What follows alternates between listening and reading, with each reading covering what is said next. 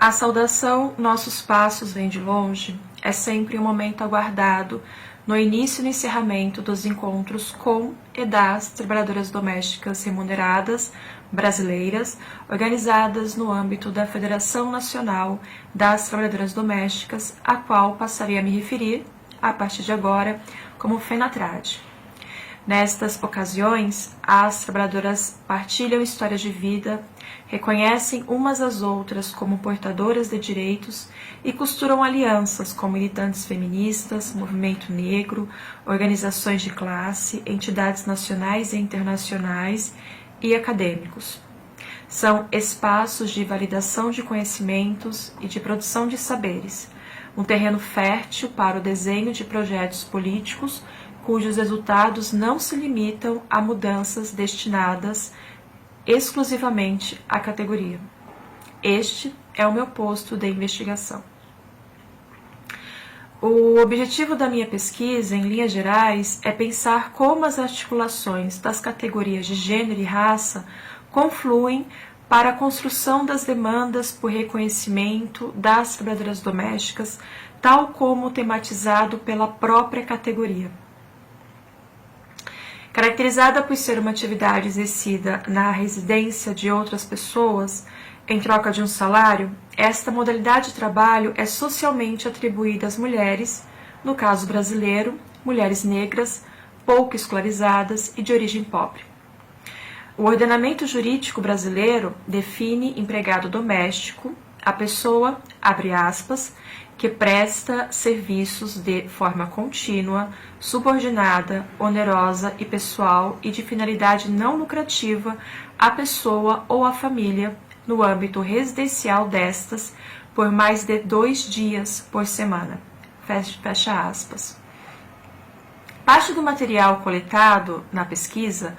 origina-se de documentos escritos e gravações audiovisuais das audiências públicas convocadas pela Câmara dos Deputados para discussão do texto da chamada PEC das Domésticas, posteriormente tornada uma emenda constitucional que modificou o artigo 7º da Constituição Brasileira, ao estabelecer a igualdade de direitos trabalhistas entre as trabalhadoras domésticas e os demais trabalhadores urbanos e rurais. O exame das 5 audiências públicas organizadas para o debate acerca da aprovação da PEC entre os anos de 2011 e 2012 evidencia o esforço analítico das trabalhadoras domésticas organizadas no âmbito da FENATRAD, no sentido de situar o trabalho doméstico como algo fixo e dado a partir da convergência de 3 fatores. Primeiramente, a ponderação de que, mesmo após avanços conquistados na Constituição de 1988, as trabalhadoras seguem sendo tratadas como uma subcategoria profissional, destacando-se o marcador de gênero como um dos eixos das assimetrias das relações de trabalho. Em segundo lugar, a constatação de que o trabalho doméstico está intrinsecamente ligado às desigualdades geradas na divisão sexual do trabalho. Finalmente, a localização do racismo como ferramenta de dominação consolidada em padrões coloniais de organização social. Por esse ângulo, investigo a sobreposição das diferenças de classe, gênero e raça e outros mapas analíticos na elaboração dos argumentos mobilizados no processo de regulamentação da PEC, motivada pela compreensão da potência de tais diagnósticos, principalmente por representarem a culminação de um processo de luta e de organização política das próprias trabalhadoras. O estudo é conduzido também pelo recurso à memória oral, como estratégia de acesso às vivências da senhora Creuza Maria de Oliveira. O meu primeiro contato com a Creuza foi num evento promovido para debater os 8 anos da aprovação da PEC em abril de 2021. Mulher, negra e trabalhadora doméstica, como ela própria se define, Creuza estava à frente da Federação Nacional, a FENATRAD, na época da regulamentação da PEC. O passo seguinte foi aproximar da Federação no gênero feminino, como as próprias associadas indicam, quando debate em torno das medidas de contenção mais apropriadas para atenuar os riscos de contágio do novo coronavírus tomava conta dos noticiários. Como é sabido, na condição de mensalistas, as diaristas, o segmento das trabalhadoras, na condição de mensalistas ou diaristas, o segmento das trabalhadoras domésticas remuneradas foi um dos mais afetados pelos impactos negativos da pandemia. São característicos destes encontros a repetição de passagens que reabilitam a história coletiva do grupo, o respeito à memória de companheiras de lutas que já não estão mais presentes, leituras de poemas e trabalhos autorais, o compartilhamento de ações e a acolhida de pessoas que estão se somando à luta. No contexto da Covid-19, a FENATRAD reagiu às dificuldades enfrentadas pelas trabalhadoras domésticas, publicando notas de repúdio, protestos e fazendo pressão política. Nenhuma novidade em se tratando de um segmento cujas práticas de luta guardam raízes em formas organizativas de resistência ao regime escravocrata e ao sistema colonial. Após a formalização da abolição do trabalho escravo no Brasil, em 1988, a luta das mulheres negras precisou ser redirecionada para outras frentes, sendo uma delas a organização política e sindical das trabalhadoras domésticas, liderada pela ativista, pela pioneira, Laudelina Campos Melo. Nos dizeres da autora Elizabeth Aparecida Pinto, abre aspas, militante negra, sindicalista, consciente da situação da mulher negra já nos anos de 1925, sem se declarar feminista, fecha aspas, Laudelina de Campos Melo fundou a primeira associação profissional de empregados domésticos nos idos de 1930. As memórias de Dona Laudelina, documentadas e ordenadas cronologicamente pela pesquisadora, viraram referência na literatura especializada no assunto comparada ao papel desempenhado por cronistas das sociedades africanas, no tocante à transmissão do conhecimento socialmente construído sem o artifício de arquivos. As histórias da militante mesclam experiências vividas, reflexões, biografia de personalidades negras e reelaborações próprias que explicitam a sua familiaridade com a historiografia oficial sobre o negro e as contradições existentes entre as visões brancas e negras. Dona Laudelina nutria o hábito de guardar ofícios, recortes de jornais e fotografias, contendo informações das numerosas ações públicas de que participou, inclusive na condição de liderança, algo que não fora previamente planejado como projeto de vida. São, portanto, elementos estratégicos para compreender o nascimento formal da luta organizada das trabalhadoras domésticas.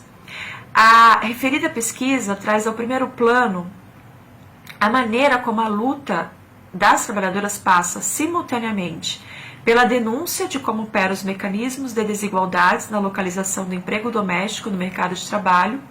e pela reafirmação de resistências que vêm de longe, muitas vezes à margem da historiografia oficial, mas que têm valor histórico, conquistas coletivas, parcerias de longa data, afetos e vidas que hoje são constitutivas da memória das trabalhadoras. A pesquisadora definiu Dona Laudelina como intelectual orgânica, uma organizadora de grupos de resistência, pois suas ações estavam direcionadas para romper com padrões e comportamentos pré-estabelecidos a partir do instrumento da linguagem e da construção coletiva de projetos de resistência. O contato com grupos diversos que, apesar dos conflitos, partilhavam interesses em comum, permitiram à militante construir uma visão de mundo que neste momento relacionasse e totalizasse a questão de classe, a questão étnica e a questão de gênero. Segundo Joás e Bernardino Costa, a combinação dessas três dimensões de organização política impulsionou a ampliação do movimento das trabalhadoras em escala nacional e contribuiu, segundo o pesquisador, com a construção de uma agenda que refletisse a particularidade da condição da trabalhadora doméstica na sociedade brasileira. Apesar do espaço de quase 15 anos que separa as duas pesquisas, elas têm como opção, por parte de quem observa, de escutar a construção do sujeito coletivo trabalhadora doméstica do ponto de vista das próprias trabalhadoras domésticas organizadas.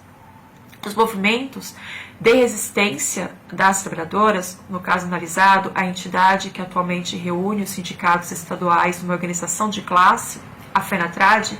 é o local de arranjos e de veiculação de suas próprias narrativas, conforme Joase Bernardino Costa, uma contranarrativa, na medida em que os argumentos mobilizados para dar vazão às reivindicações recuperam características da formação colonial e escravocrata brasileira,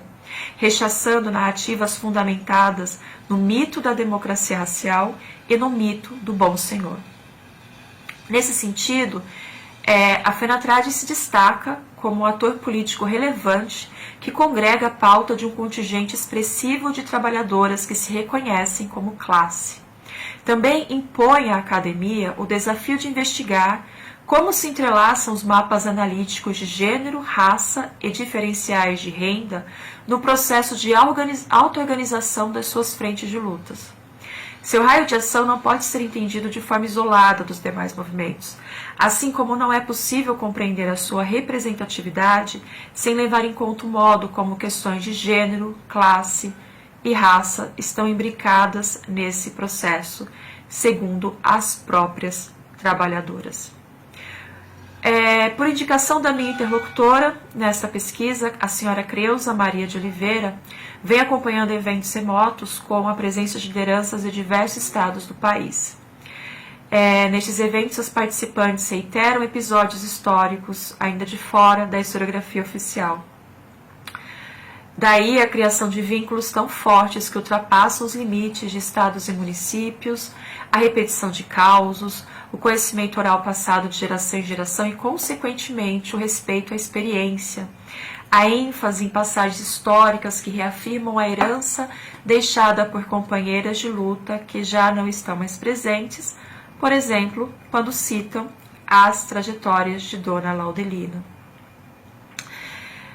Para finalizar, tomo de empréstimo a reflexão de Patricia Hill Collins a respeito de como as regras metodológicas rígidas e a busca por distanciamento do objeto da pesquisa, segundo moldes positivistas, que nos desincentivam a reconhecer valores associados à nossa condição de classe, raça ou sexo,